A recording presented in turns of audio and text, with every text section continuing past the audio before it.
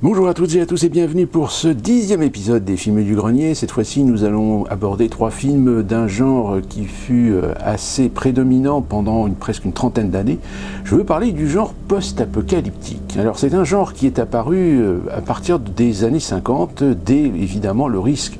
de guerre nucléaire issue de la guerre froide, et ça a évidemment inspiré le cinéma, aussi bien le cinéma que la télévision d'ailleurs, puisque un certain nombre de téléfilms, un certain nombre de séries ont parfois abordé ce thème, et ce qui fera certainement une autre vidéo des films du grenier, puisque c'est un genre qui a été relativement prolifique, aussi bien dans le cinéma commercial et surtout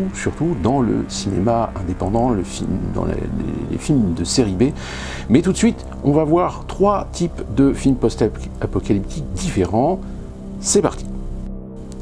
Premier film donc post-apocalyptique, c'est un film qui est plus ou moins connu pour les avertis. Je veux parler des Derniers Survivants, dont le titre original est Damnation LA. C'est un film qui est sorti en 1977, réalisé par Jack Smith, et qui avait coûté à l'époque 8 millions de dollars, et qui était basé sur un roman de Roger Zelazny. Et d'ailleurs, ce film bénéficiaire aussi d'un compositeur, et non des moindres, pour la musique originale, c'est Jerry Goldsmith. Les acteurs, Jon Michael Vincent, George Peppard, ce sont des acteurs déjà bien connus aux États-Unis, et dans ce film, eh bien, ils jouent le rôle de 2 soldats qui sont affectés à un bunker qui consiste évidemment à lancer des missiles, et au moment où ils prennent leur service, il suffit quelques minutes pour que tout d'un coup s'enclenche une alerte, et ils lancent leurs missiles, et les missiles russes évidemment tombent sur les États-Unis. On les retrouve un petit peu plus tard, évidemment le pays est complètement désorganisé, mais néanmoins cette unité militaire est restée dans le bunker. Mais ces 2 soldats commencent à cogiter pour éventuellement partir pour essayer d'explorer, essayer de trouver d'autres survivants. Et il se trouve que George Peppard, qui est un mécanicien, entretient 2 véhicules d'ailleurs qui seront un peu la marque de fabrique de ce film. Et de ce fait, il va y avoir un accident dans ce bunker, c'est-à-dire il va y avoir une explosion, et ça va motiver les derniers survivants qui restent à finalement partir pour essayer de trouver d'autres survivants, surtout qu'il y a dans ces véhicules donc des systèmes radio qui ont détecté un message, et ce message semble donner la position d'une sorte de havre de paix, d'une sorte d'Éden, d'une sorte de sanctuaire où se regroupent une majeure partie de survivants. Ce film va également inclure une autre actrice qui est Dominique Sanda. Et oui, Dominique Sanda, qui est une actrice française et dont c'était l'un des premiers rôles dans sa carrière américaine de l'époque. Sauf que le problème, c'est qu'évidemment, ce film n'a pas très bien marché, puisqu'il n'a rapporté que 4 millions de dollars de recettes. Et finalement, ce n'est que beaucoup plus tard que ce film sera redécouvert par son exploitation parfois timide de l'époque,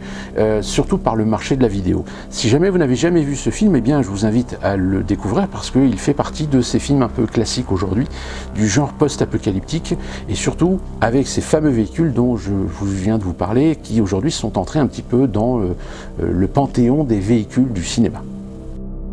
Deuxième film post-apocalyptique, cette fois-ci dans un genre un peu particulier, puisqu'il s'agit d'un film franco-italien qui date de 1983 et qui s'appelle 2019 après la chute de New York. Alors peut-être vous en avez entendu parler, ou si jamais vous n'avez jamais entendu parler de ce film, eh bien je vous invite à essayer de le trouver, parce que c'est le genre de film tout à fait symbolique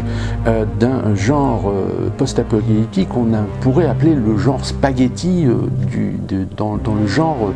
post-apocalyptique. Ce film fut réalisé par Sergio Martino, nous raconte un peu l'histoire d'un mercenaire qui fait une compétition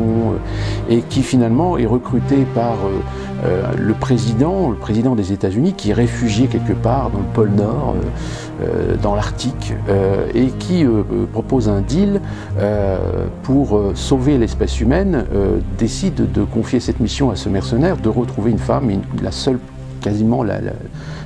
connue femme qui peut encore enfanter. Sauf que New York aujourd'hui est une ville complètement détruite et est à la main d'une nouvelle entité de mutants temps militarisé, et donc notre homme va devoir à la fois trouver des alliés pour réussir à entrer dans la ville, trouver la jeune femme et ressortir. Bon, alors ce film évidemment n'est pas sans rappeler 1997 de Carpenter, mais néanmoins ce film démontre, avec quand même un budget relativement important pour l'époque, mais insuffisant pour véritablement faire un film de qualité, mais il est tout à fait à l'exemple de ces films italiens, souvent des productions américaines produites en Italie, de genre post-apocalyptique, mais aussi d'heroic fantasy des années 80, c'est-à-dire souvent avec une réalisation très approximative, un développement artistique assez kitsch et un jeu d'acteurs parfois très limité. Et d'ailleurs, l'acteur principal, Michael Sopkin, qui fut pendant quelques années un acteur qui joua dans pas mal de ces films de série B italiens, est à l'exemple même de ce que malheureusement ce genre de cinéma a pu fournir dans les années 80. Donc 2019, après la chute de New York, qui est aujourd'hui dans ce genre particulier, film italien post-apocalyptique, un des classiques du genre, même si évidemment ce n'est pas une référence à prendre en exemple pour ce genre de cinéma.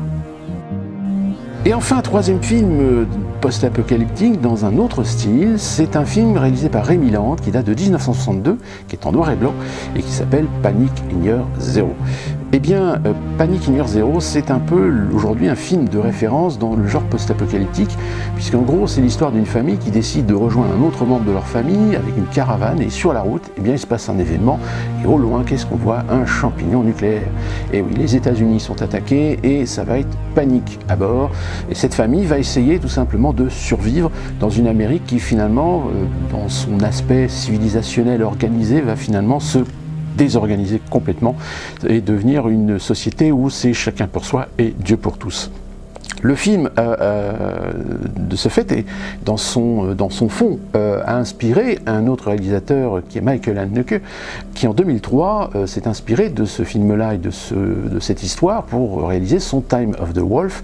avec Isabelle Huppert. Et même si l'histoire est complètement différente, on retrouve néanmoins ce même fond qui très souvent aussi été retrouvé dans d'autres films dans le style post-apocalyptique où l'histoire de certains personnages ne sont que la toile de fond de justement cet événement